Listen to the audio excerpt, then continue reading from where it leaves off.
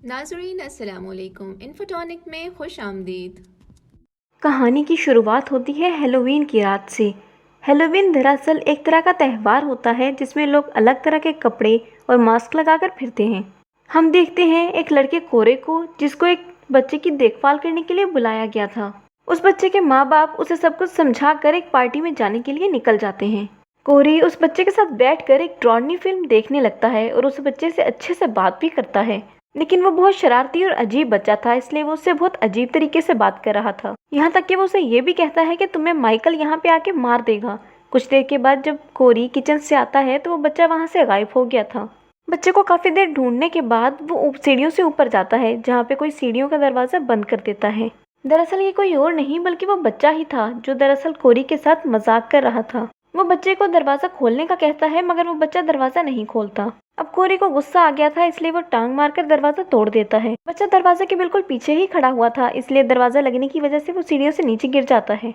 बिल्कुल उसी वक्त बच्चे के माँ बाप भी वापस लौट आए थे और ये सब अपनी आंखों से देख लेते हैं। बच्चे का काफी खून बह जाता है, इसलिए उसकी मौत हो जाती है। यहाँ पर बच्चे के माँ बाप को लगता है कि कोरी ने शायद जानबूझकर उसे धक्का देकर उनके बेटे को मार दिया। तभी वो पुलिस को बुला लेते हैं और पुलिस कत्ल के इल्जाम में कोरी को गिरफ्तार करके ले जाती है। हालांकि वो सबको समझाता भी है कि मैंने उस बच्चे को नहीं मारा, वो तो बस एक हादसा था, मगर कोई भी उसकी एक नहीं सुनता। उसके बाद हमें कहानी में 3 साल बाद का वक्त दिखाया जाता है, जिसमें हमें बताया जाता है कि एक पागल कातिल जिसका नाम माइकल था 4 साल पहले जेल से भाग निकला था। उसने एक शहर में तबाही मचा दी थी और पता नहीं कितने ही लोगों को मार दिया था। माइकल दरअसल लोगों को इसलिए मारता था क्योंकि उसका जहनी तवाजुन बिल्कुल भी ठीक नहीं था और शक्लो सूरत से भी वो कोई खास अच्छा नहीं था, इसलिए वो अक्सर मास्क लगाकर रखता था और इस सारी सूरत हाल से तंग आकर वो अक्सर लोगों को मार दिया करता था। और यही वो कातिल है जिसके बारे में बच्चे ने कोरी को कहा भी था। जिन लोगों को माइकल ने मारा था उसमें एक औरत जिसका नाम लोरी है, उसकी बेटी भी शामिल थी। अब उस दिन के बाद से माइकल को किसी ने भी नहीं देखा, मगर 4 साल गुजर जाने के बाद भी इस शहर में माइकल की दहशत फैली हुई है। अब हम देखते हैं उस औरत लोरी को जिसने सब कुछ भुला कर एक नई जिंदगी की शुरुआत की। उसने इसी शहर में घर लिया है जिसमें वो अपनी पोती के साथ रहती है। अक्सर वो एक ऑफिसर से मिलती रहती है क्योंकि दोनों एक दूसरे को पसंद करते हैं। जिस टाउन में वो रहती है वहाँ के लोग लोरी को पसंद नहीं करते, अक्सर उसे बातें सुनाते रहते हैं क्योंकि उनका मानना था कि माइकल ने जितने भी लोगों को मारा है उसके पीछे लोरी जिम्मेदार है। तब हम एक डरी सहमी औरत को भी देखते हैं जो कि दरअसल 4 साल पहले माइकल का शिकार बन चुकी थी। उसने उसके गले में एक ट्यूबलाइट घुसा दी, लेकिन किसी तरह वो बच गई।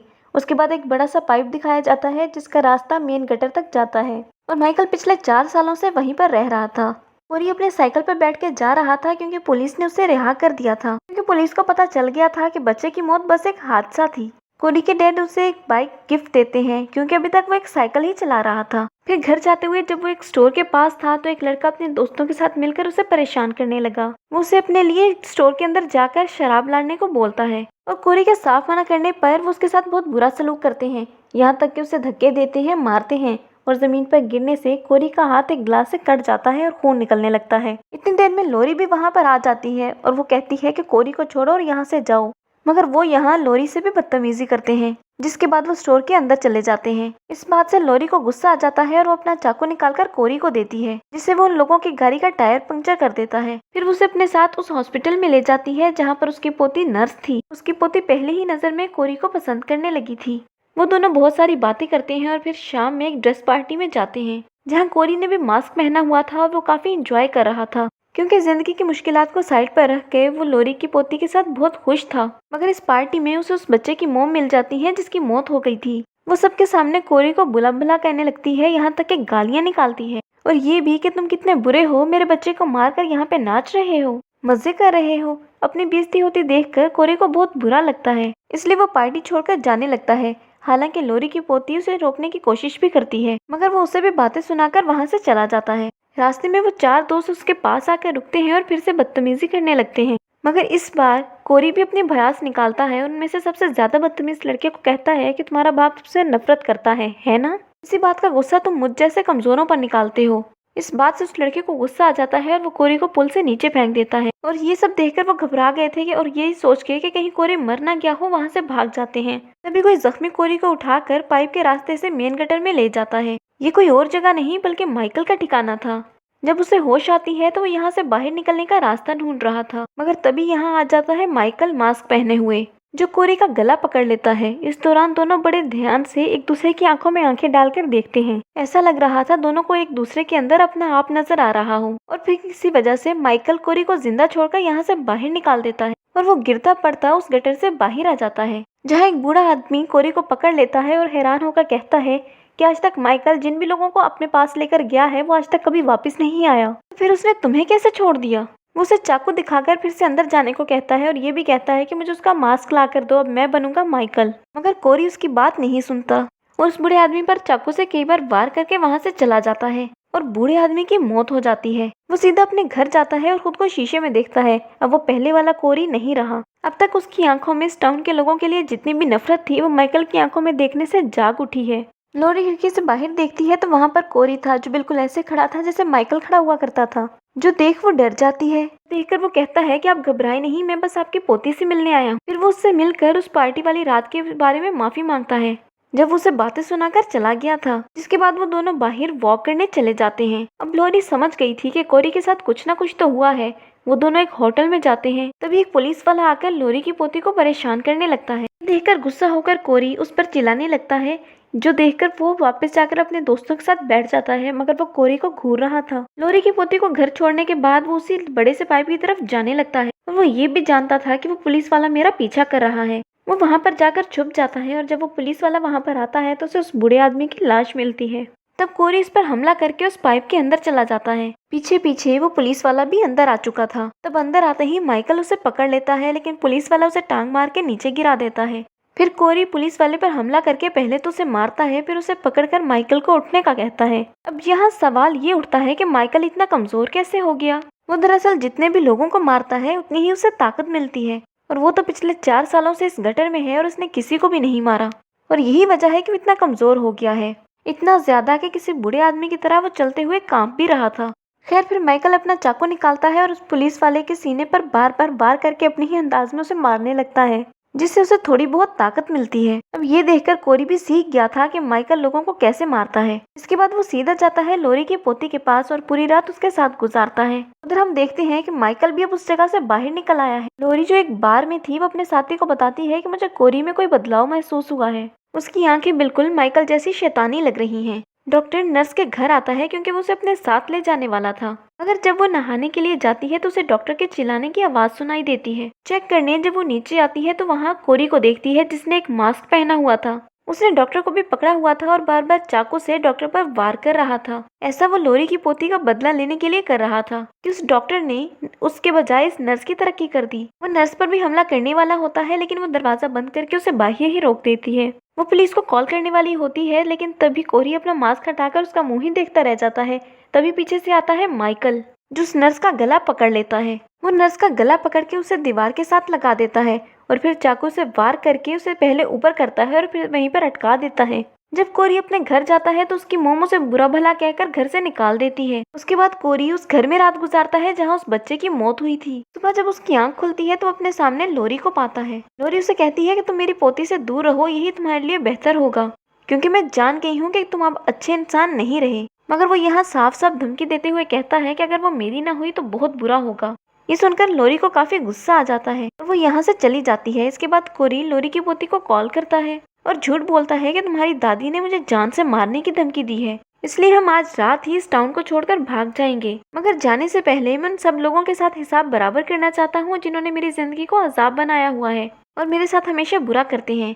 और क्योंकि आज हेलोवीन था तो वो सबसे पहले माइकल के ठिकाने पर जाता है, जहाँ वो उसे लड़ता है और उसका मास्क छीनकर वहाँ से बाहर आ जाता है। इसके बाद माइकल अपने ही स्टाइल में उठता है, जिसे देखकर ये पता लग रहा था कि उसके अंदर का कातिल जाग चुका है। लोरी की पोती कोरी के साथ जाने के लिए अपना सामान बांधने लगती है, जिस पर लोरी उसे समझाती है कि वो अच्छा इंसान नहीं रहा, समझने की कोशिश करो तुम। उसका उठना बैठना चलना हर अदा माइकल की तरह है, मगर वो लोरी की एक नहीं सुनती। दूसरी तरफ कोरी अपना बदला लेने के लिए सबसे पहले उन 4 दोस्तों के पास जाता है जो उसे तंग करते रहते थे। वो उनकी गाड़ी पर निशान डालकर वहां से चला जाता है। वो इस बार ट्रक में था जब वो चारों उसका पीछा करते करते उसके डैड के कबाड़ खाने में पहुंच जाते हैं। इधर उसके डैड भी थे जो गेम खेल रहे थे, इसलिए उन्हें कुछ भी पता नहीं चल रहा था कि बाहर क्या हो रहा है। बाहर कोरी सबसे पहले एक लड़के की आंख पर वार करता है, जिससे उसका बहुत सा खून बहने लगता है और फौरन ही उसकी मौत हो जाती है। उसके बाद वो एक लड़की को ट्रक से कुचल देता है, दूसरी को औजार से मारकर उसकी जान ले लेता है उधर बदतमीज दोस्त जो सबसे ज्यादा बदतमीज था वो कोरी के डैड के पास जाकर मदद मांगने लगता है। उसके डैड उसे एक गन देते हैं और दूसरी गन उठाकर बाहर आ जाते हैं। वो अपने बेटे को माइकल के कपड़ों और मास्क में देखकर काफी हैरान रह जाते हैं। उधर वो लड़का कोरी को मारने के लिए उस पर निशाना लगाता है,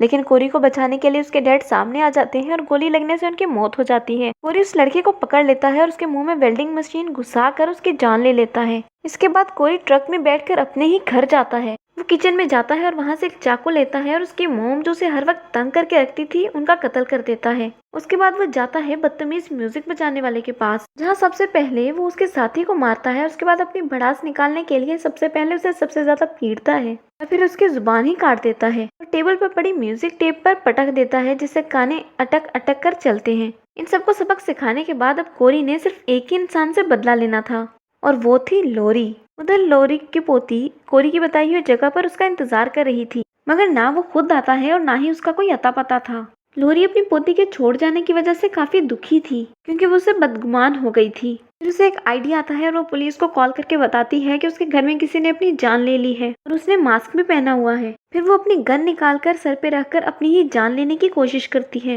इसके फौरन बाद हम गोली चलने की सिर्फ आवाज ही सुन पाते हैं। अब कोरी क्योंकि घर के पास ही था, इसलिए गोली की आवाज सुनकर फौरन घर के अंदर आ जाता है। अभी हमें पता चलता है कि लोरी तो बस उसे यहाँ पर लाने का ड्रामा कर रही थी। 2 बार उस पर गोली चलाती है, जिससे वो मरता तो नहीं लेकिन नीचे गिर जाता है। इसी दौरान उसकी पोती भी घर वापस आ गई थी। जाहिर है कोरी की पोल अब खुलने वाली थी, लेकिन वो बहुत चालाक था। वो चाकू को अपनी गर्दन में घुसा लेता है और जब लोरी की पोती घर के अंदर आती है तो उसे यही लगता है कि लोरी ने कोरी को मार दिया है, क्योंकि चाकू उसके हाथ में भी था।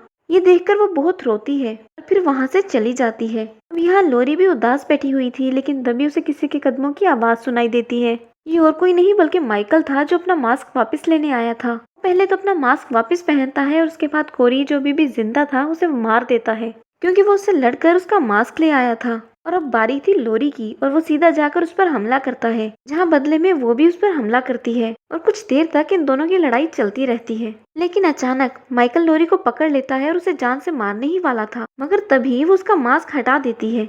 जब माइकल अपना मास्क ठीक कर रहा था तो इसका फायदा उठाकर लोरी उसी का चाकू उसके हाथ में घुसा देती है, जिससे वो टेबल पर अटक जाता है। फिर वो एक दूसरा चाकू उठाती है और माइकल का दूसरा हाथ भी टेबल पर अटका देती है।